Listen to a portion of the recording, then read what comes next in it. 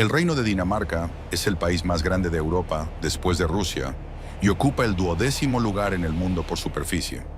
Sin embargo, esta clasificación tiene una salvedad. Incluye Groenlandia.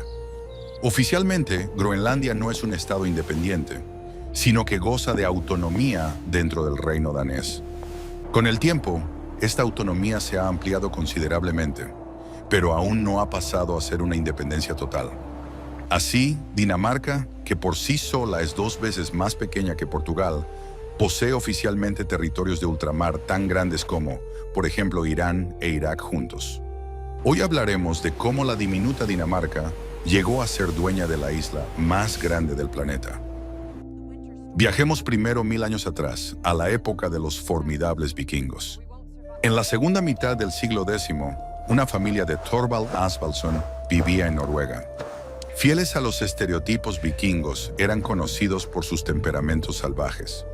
Thorvald fue desterrado de Noruega por asesinato y se trasladó a Islandia, donde su hijo, Erik el Rojo, también fue desterrado por asesinato.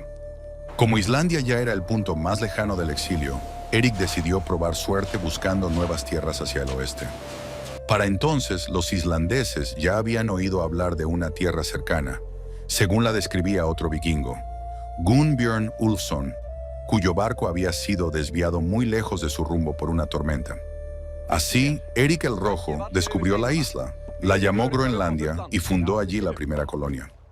Curiosamente, es posible que le haya dado a esta tierra un nombre tan atractivamente engañoso, simplemente para atraer a más colonos. Graba tu marca entre los valientes y ven con nosotros a nuevas costas. Durante casi 3 siglos, Groenlandia fue un estado independiente. Las colonias escandinavas se fundaron sobre principios distintos de los que normalmente asociamos con el colonialismo. En los imperios coloniales posteriores, existía una clara división entre la metrópoli y sus colonias. Nuevos territorios de ultramar fueron descubiertos y reclamados mediante expediciones dirigidas por el gobierno central. Los exploradores buscaban el respaldo de la corona antes de emprender sus viajes, obteniendo así ciertos poderes y garantías. Sin embargo, las colonias vikingas se fundaban de manera privada, por lo general a manos de quienes estaban en conflicto con las autoridades gobernantes de su tierra natal. Perseguidos o impulsados por la necesidad, los escandinavos buscaron nuevas tierras.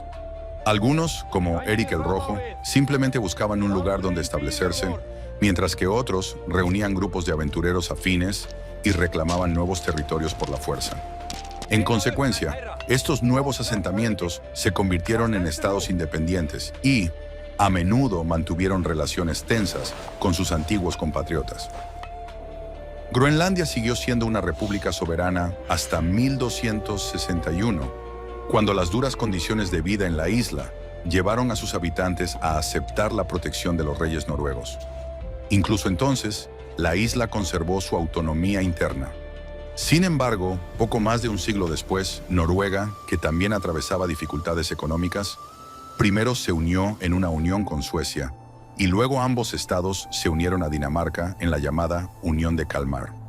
En virtud de este acuerdo, Noruega conservó la autonomía interna. Esto convirtió a Groenlandia en una autonomía dentro de otra autonomía, bajo el dominio final de los reyes daneses. Sin embargo, durante el siguiente siglo, la autonomía de Groenlandia dejó de tener importancia. Las duras condiciones climáticas, su lejanía del resto de Europa y la falta de nuevos colonos provocaron la despoblación total de las colonias escandinavas en la isla a comienzos del siglo XVI.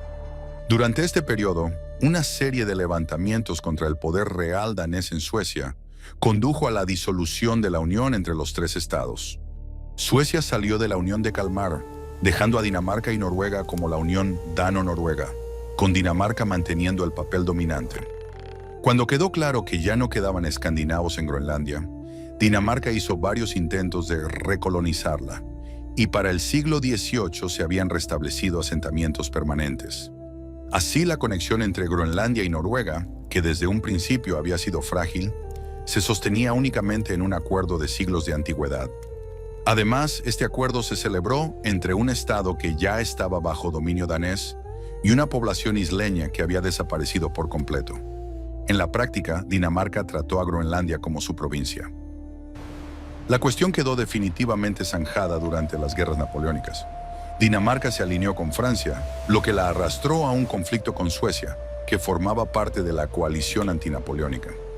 Tras su derrota, Dinamarca cedió Noruega a Suecia en virtud del Tratado de Kiel de 1814, cumpliendo así las antiguas aspiraciones de Suecia. Esto provocó indignación en Noruega, cuyos intereses fueron ignorados. Sin embargo, las fuerzas suecas, superiores en número, obligaron a Noruega a aceptar estas condiciones. A lo largo del siglo XIX, la principal preocupación de Noruega fue lograr la independencia de Suecia, lo que eclipsó el hecho de que Dinamarca conservó Groenlandia cuando Noruega fue cedida. Cuando Noruega finalmente alcanzó la independencia en 1905, intentó impugnar la reivindicación de Dinamarca sobre Groenlandia. El principal argumento de Noruega era la injusticia del Tratado de Kiel, en el cual su opinión había sido ignorada. En 1931, un grupo de geólogos, exploradores y abogados noruegos declaró parte de la costa deshabitada de Groenlandia como Tierra de Erik el Rojo, reclamándola para Noruega. El gobierno noruego apoyó esta iniciativa e incluso nombró a un gobernador para la nueva provincia. Por suerte, el conflicto se resolvió de manera pacífica. Dinamarca apeló ante la Corte Internacional de Justicia bajo la Liga de las Naciones, que falló a su favor. Desde entonces, Noruega ha renunciado a sus reclamaciones sobre Groenlandia y la isla más grande del mundo sigue bajo la bandera danesa. Sin embargo, esta situación sigue irritando a los Estados Unidos, que en repetidas ocasiones ha ofrecido comprar Groenlandia a Dinamarca y continúa presentando propuestas de este tipo. Sin embargo, el gobierno danés se mantiene firme en su negativa.